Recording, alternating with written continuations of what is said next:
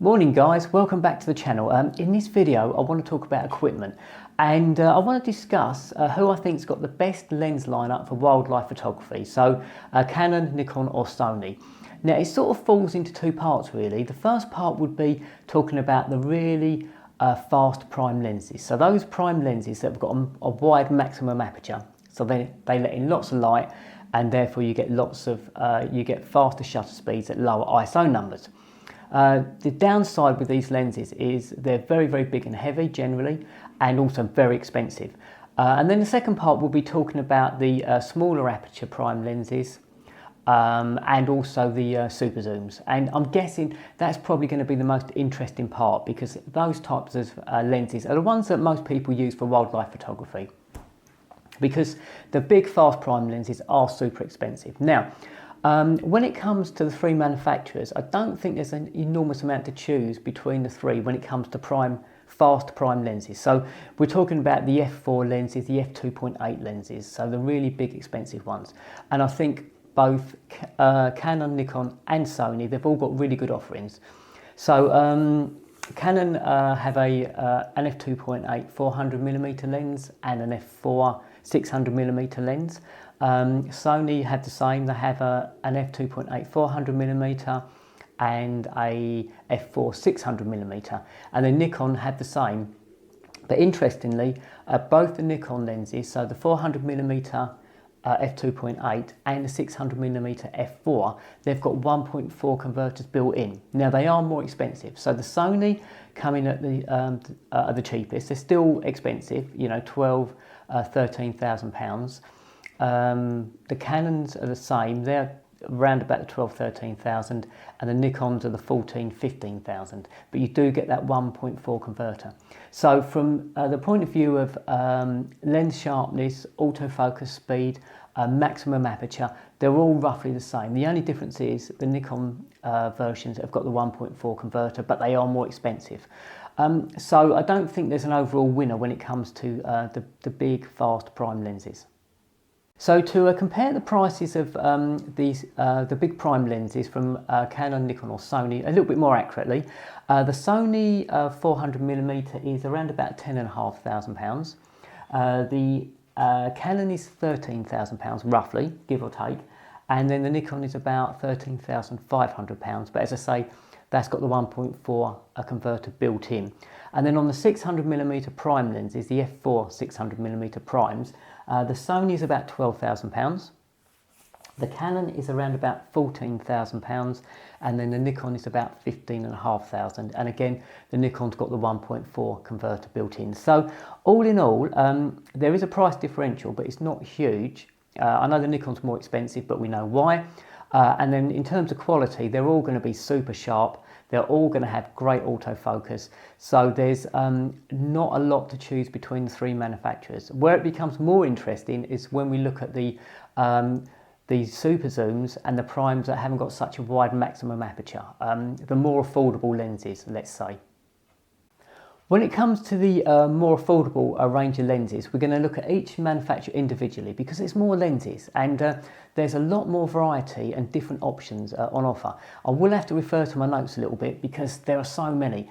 We're going to talk about Canon first, and Canon have got a couple of zoom lenses which are great for wildlife photography. And then they've got some cheaper prime lenses as well, and it's quite an interesting offering actually. So the main lens at the moment will be the 100 to 500mm zoom lens, and this is an f4.5 to f7.1 zoom, so it's got a variable aperture. And when you zoom out to 500mm, it will be f7.1. When you're at 100mm, it will be the f4.5.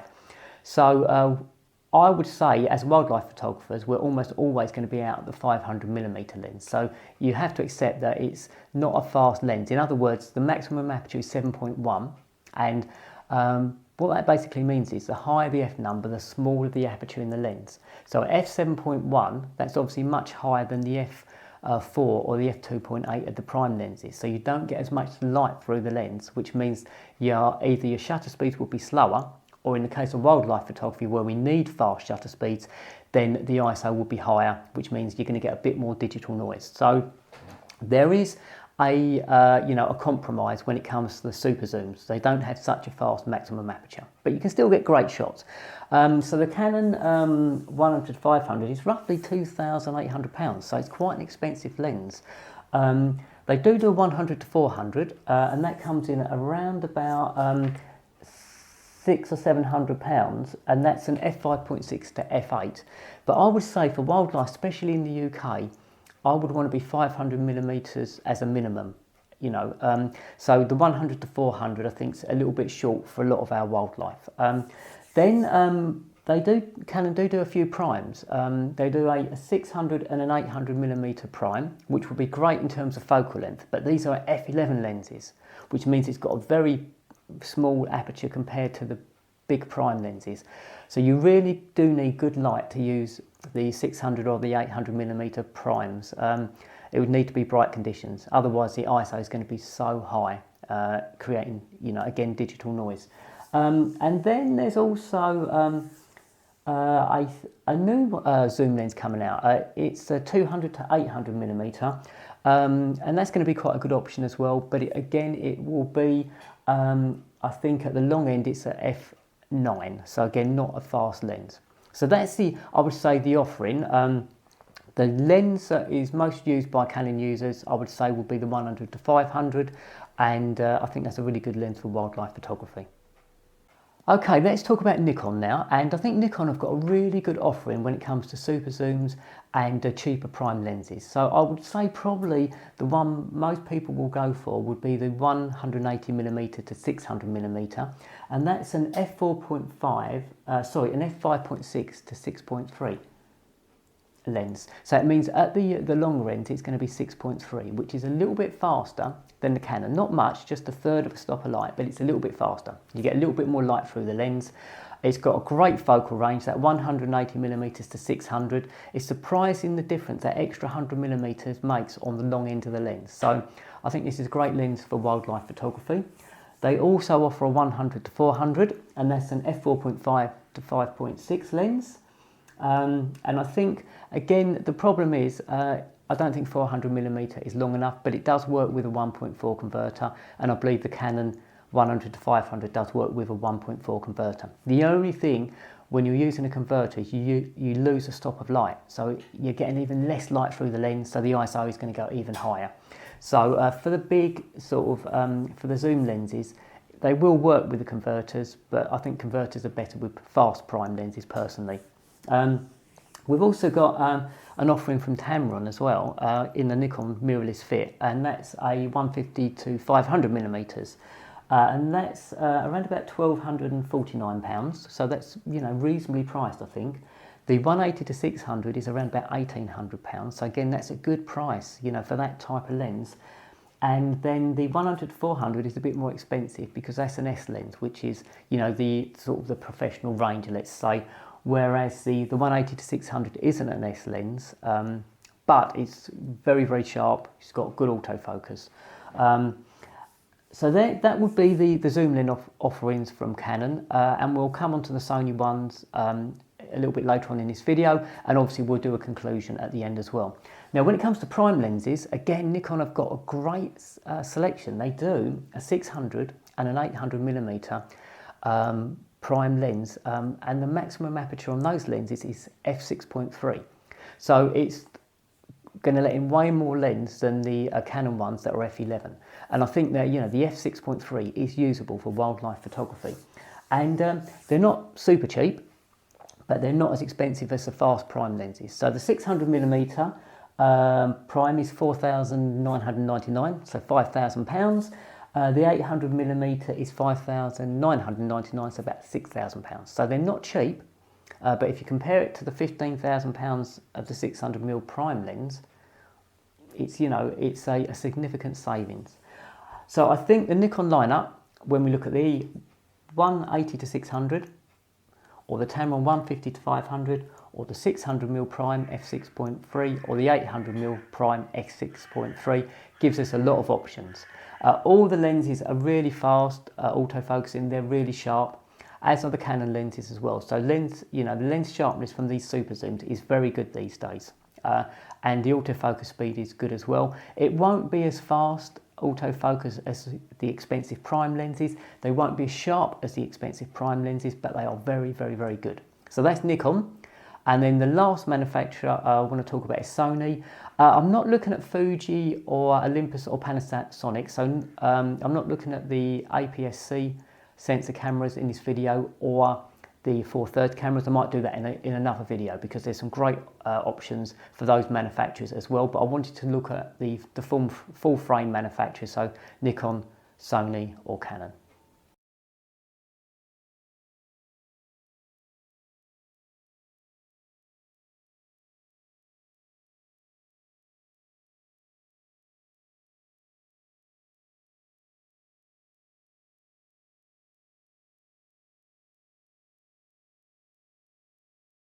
Last but not least is Sony, and they've again got some great options when it comes to super zooms. So I think for most Sony users that shoot wildlife or photograph wildlife, the go-to lens would be the 200 to 600 millimeter zoom lens, f5.6 to 6.3. So again, at the 600 millimeter end of the lens, it will be 6.3 aperture, same as the Nikon, and it's a fairly good sized aperture. You can work in reasonable light conditions, so it doesn't have to be super bright. 6.3 is not bad.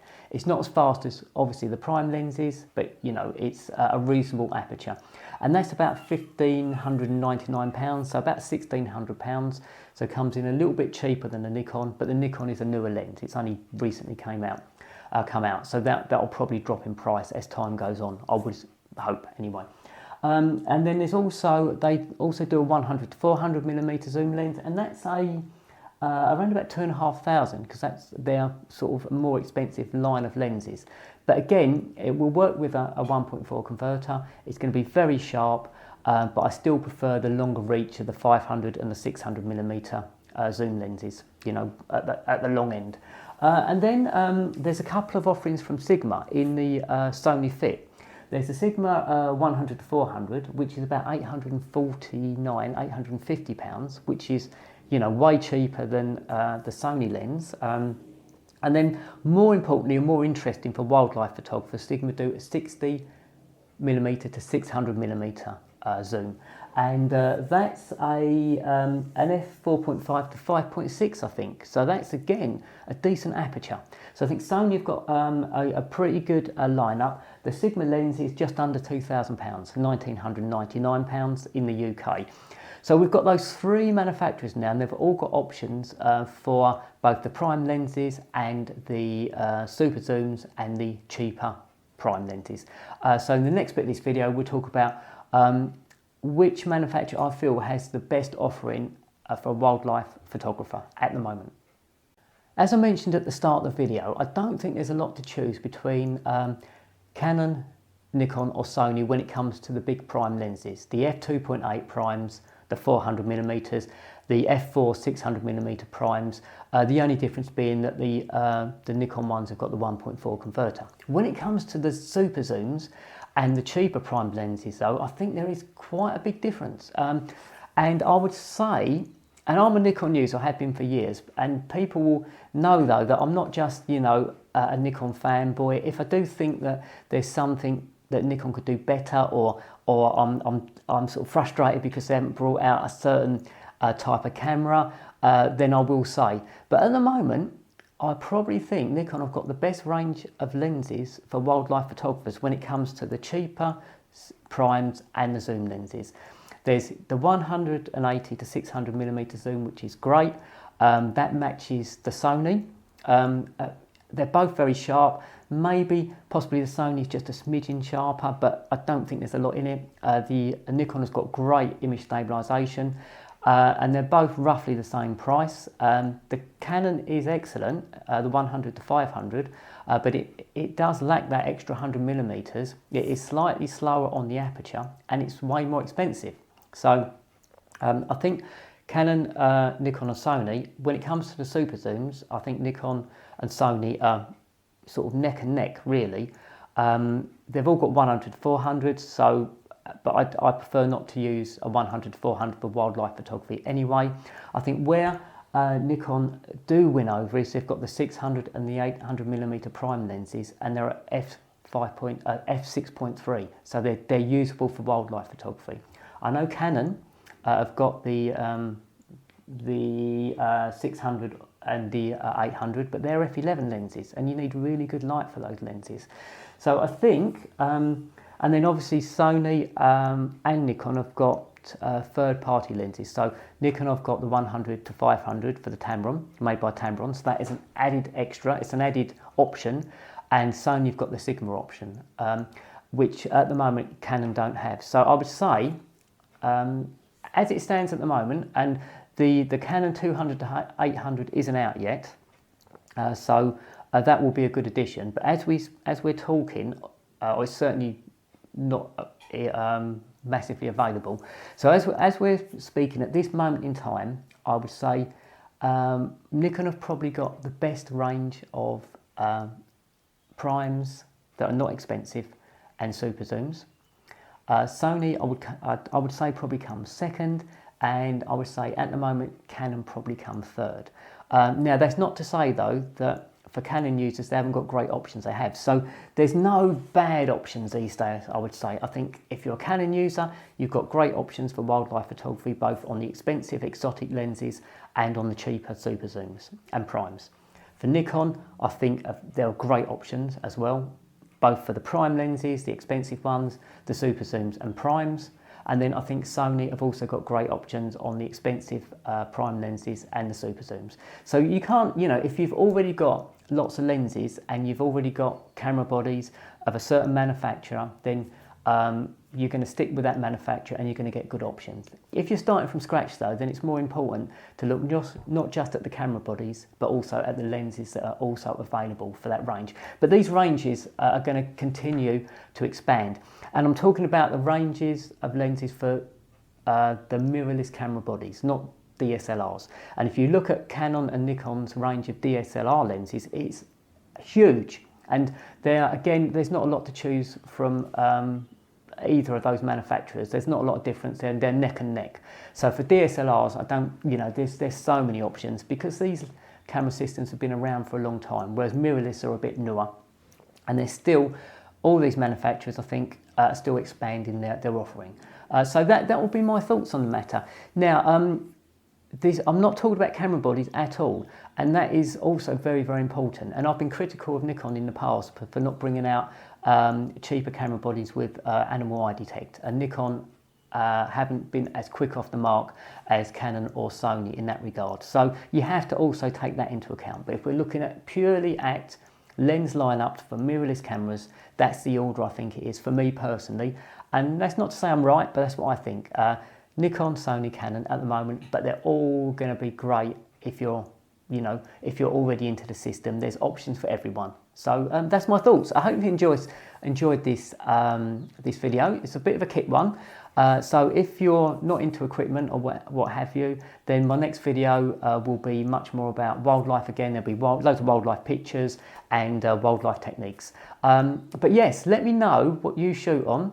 Whether you're a Nikon, Sony or Canon user, what lens you find that you're using for wildlife photography, and what your thoughts are when it comes to wildlife photography using your particular lens. Let me know about how successful it's been and how happy you are with your particular lens for wildlife photography. Then last but not least, so I hope you've enjoyed this video, and if you have enjoyed it, if you can give it a thumbs up, a like, that would be great.